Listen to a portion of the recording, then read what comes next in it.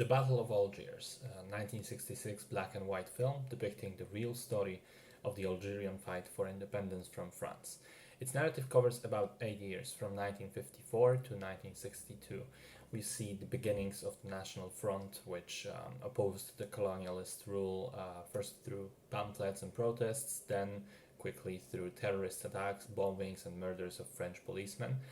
On the other hand, we have first the police, later on the French army, trying to squash down the uprising, sometimes also resorting to questionable methods, bombings as well, but also torture of captured insurgents.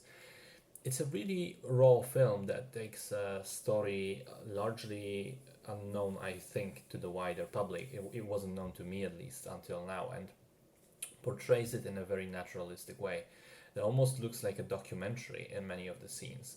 That's achieved thanks to several factors. The film was shot on location with incredible attention to detail when it comes to real places and real events.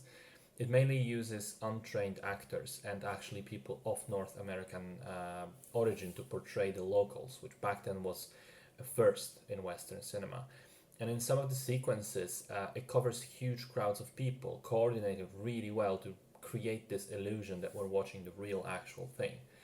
It's quite powerful in this way, and certainly a rather unique watch, a rather unique approach to movie making as well, not just at the time, but even coming up to modern day. Christopher Nolan cited the film as one of his inspirations behind Dunkirk, and you can actually see a lot of the similarities. However, this particular way of filming carries with it a certain detriment, and it's that by deliberately not having a single protagonist or even a group of distinct characters that we learn about, follow, and sympathize with, the movie feels quite impersonal. Now, yes, that's the way it was designed, but regardless of its intentions, it does create a slight problem where it may be difficult to be engaged in a personal, emotional way because we as the audience have no real anchor on the screen in terms of characters portrayed there. So I think this is what it comes down, your reception of the film. It will largely depend on what you personally look for in movies. If you do need that personal emotional hook, the close-up story of a certain character, then you may find it difficult to get through.